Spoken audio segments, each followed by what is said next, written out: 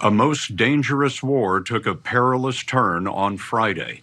In what was planned to be a brief, cordial greeting, President Trump and Ukrainian President Volodymyr Zelensky squared off in the Oval Office and left an alliance shaken. For 3 years, the West has stood against Russia's unprovoked invasion of an innocent country.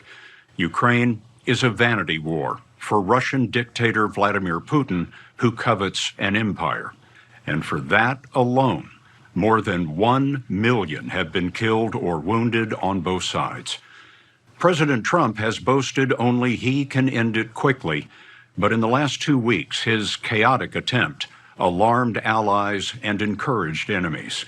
By Friday, he was scolding the man who stands between Russia and the rest of Europe. You're in no position to dictate what we're going to feel.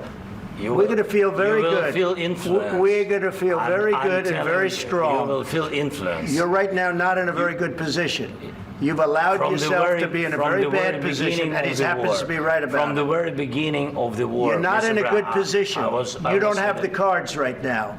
With us, you start having not cards. Playing cards. Right now, you don't. You're playing cards. Mr. President. You're playing cards. Serious. You're gambling with the lives of millions of people. You're gambling with World War III. You're gambling with World War III. The meeting itself was a gamble, and the public had never seen anything like it.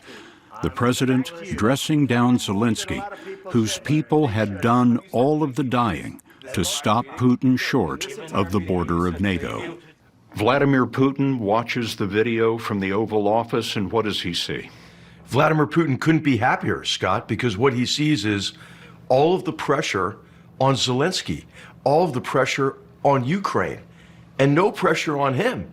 H.R. McMaster knows. He was National Security Advisor in Trump's first term. He's a retired Army general, senior fellow at the conservative Hoover Institution, and a CBS News contributor. The allies look at the video from the Oval Office and see what? What they see is something that's just confounding, a discussion that doesn't reflect the reality of the war in Ukraine. The degree to which this war is a crime against humanity. And they think, how can President Trump be berating the leader of Ukraine while he says kind things about Vladimir Putin? We have seen those crimes against humanity in mass graves of Ukrainian civilians and in their obliterated cities. Behind a murderous front line, Russia occupies 20% of Ukraine and bombs all the rest. American-led sanctions isolated Putin, but last month, President Trump flipped U.S. policy on its head. He opened peace talks with Russia and did not invite Ukraine. At the same time, he spread a deceitful history of the war. But today I heard, we weren't invited. Well, you've been there for 3 years. You should have ended it 3 years. You should have never started it. You could have made a deal. Ukraine did not start the war. Next, the president said this. We gave them, I believe, $350 billion, but let's say it's something less than that, but it's a lot. It's $122 billion, not $350. The next day, Trump went after Zelensky. A dictator without elections. Zelensky better move fast or he's not going to have a country left. Got to move fast because that war is going in the wrong direction. Zelensky is not a dictator. He was elected in 2019. There hasn't been a vote since because of the war. On February 24th, Trump's tilt toward Russia reached the UN, where America voted against its allies and sided with Russia and North Korea, opposing Ukraine. Alarmed, the leaders of France and Britain hurried to the White House. In these last 2 weeks, we've heard him call Zelensky a dictator. We've heard him say it was Ukraine that started the war. What is going on? Well, President Trump, as we all know, has a tendency to say outlandish things. Sometimes that's to shake the situation up and create some sense of change.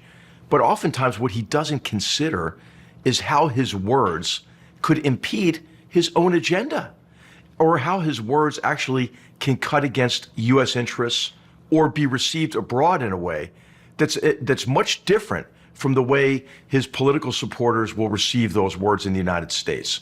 And so those words were damaging to the psyche of the Ukrainians. You know, war really is a contest of wills. And I think what you're seeing is Donald Trump delivering a series of body blows to the Ukrainians in a way that could affect, you know, their will to continue to fight. Zelensky's will to fight led him to push for the meeting Friday. Trump had demanded Ukraine sign over the rights to billions of dollars in mineral wealth to pay America back. Zelensky came to sign the deal. Well, thank you very much. It's an honor to have President Zelensky of Ukraine. President Trump began generously. So I give tremendous credit to your generals and your soldiers and yourself in the sense that it's been very hard fighting, very tough fighting. They're great fighters. And you have to be very proud of them from that standpoint. But now we want to get it over with.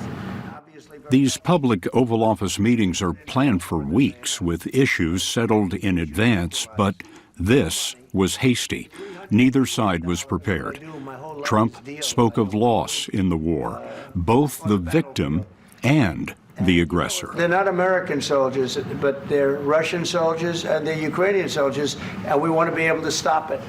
Zelensky seemed irritated when his people were equated to the invading Russians. Whether they're in Russia or Ukraine, think of the parents of all these people being killed needlessly. They came to our territory. Should have never started. Trump helped arm Zelensky in Trump's first term, but now he has all but cut off aid. Trump is pushing a quick ceasefire without an international guarantee of Ukraine's security, which is Russia's position too.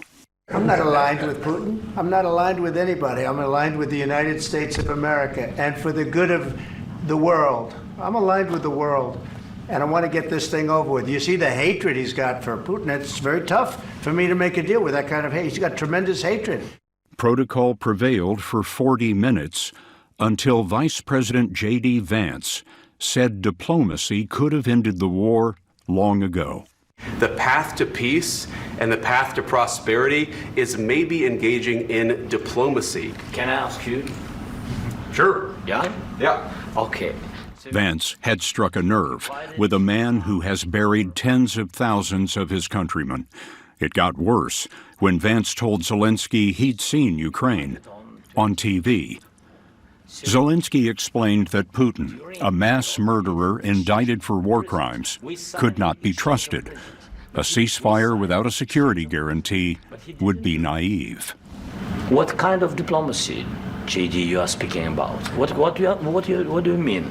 I'm talking about the kind of diplomacy that's going to end the destruction of your country. Yes, but if you Mr. President, with respect, I think it's disrespectful for you to come into the Oval Office and try to litigate this in front of the American media. It was the White House that called in the media. Ukraine's ambassador couldn't bear to watch. The problem is, I've empowered you to be a tough guy. And I don't think you'd be a tough guy without the United States. And your people are very brave. But you're either going to make a deal or we're out. And if we're out, you'll fight it out. I don't think it's going to be pretty, but you'll fight it out. But you don't have the cards. But once we sign that deal, you're in a much better position. But you're not acting at all thankful. And that's not a nice thing. I'll be honest, that's not a nice thing. Immediately after the meltdown, many Republicans rallied around the president, saying Zelensky was at fault. But Republican Congressman Don Bacon has worried about Trump's approach to Ukraine since last month. I hope it's not as bad as it sounds. Congressman Bacon represents Omaha. He's a retired Air Force general who knows what America means to NATO. America's the leader of the free world. We're the indispensable power. Nobody can stand up to Russia and China if we're not a part of that. And Ukraine's the victim. And I think Putin's made clear that he wants to reestablish his old borders. And that's not in our national security interest. So to me, this is a national security issue, but also a moral issue. Would you say that Donald Trump is appeasing Vladimir Putin? Appears that way, though I can't get into his motives. I don't know his motives. Some people think he's doing this for negotiating and maybe help get a better deal. I don't know. All I know is what he says. And when he says that Russia is not the invader, that's Ukraine's fault, that's just wrong. Is there danger in this? Yep, there is. I fear what this means. We came out of World War II, you know, the dominant power, the indispensable country for freedom. We've had NATO. And I worry that this framework is going to collapse. When the United States sided with Russia and North Korea at the United Nations, what message did that send? Well, the first message it sent to me was shame. Senator Angus King is an independent from Maine, serving on the Armed Services and Intelligence Committees. I always try to think of, what's the argument on both sides? I cannot think of a rational argument for pulling our support from Ukraine. Senator King likes to point out that Europe has given more than the U.S., and Ukraine has given the most. They've done the dying. All they've asked for us is to send them the means to defend themselves. In this moment, what should Congress be doing about Ukraine? I think they have to start speaking up, because if we persist in walking away from Ukraine, it will be the greatest geopolitical mistake that this country's made since World War II. Back in the Oval Office, President Trump revealed something of a common cause with the Russian president. Trump complained he and Putin had been slandered for years by allegations that Russia helped Trump's campaigns, allegations Trump ties to his Democratic opponents. Let me tell you, Putin went through a hell of a lot with me. He went through a phony witch hunt where they used him and Russia. You ever hear of that deal? That was a phony Hunter Biden, Joe Biden scam. Hillary Clinton, Shifty Adam Schiff. It was a Democrat scam. And he had to go through that. And he did go through it. We didn't end up in a war. And he went through it. He was accused of all that stuff. He had nothing to do with it. It came out of Hunter Biden's bathroom. It came out of Hunter Biden's bedroom. It was disgusting. That rant was familiar to Trump's first-term National Security Advisor, H.R. McMaster. McMaster left the White House after 13 months in a falling out with the president. But even back then, he was warning Trump about Vladimir Putin. He appeals to President Trump's sense of aggrievement, right? Donald, like me, you've been treated so unfairly. And he's been very successful at it because he's a master manipulator and one of the best liars in the world. You seem to be saying that President Trump is being played. He is being played. And he's being played like other presidents have been played, like other leaders have been played, through that same playbook of Putin's. Today, the Allies stood with Zelensky. In London, a flash summit was arranged with leaders including those of Canada, France, Germany, Italy, the head of NATO, and the British Prime Minister, who announced new negotiations by Britain and France, potentially taking the lead for peace out of the hands of President Trump. All right, I think we've seen enough. What do you think?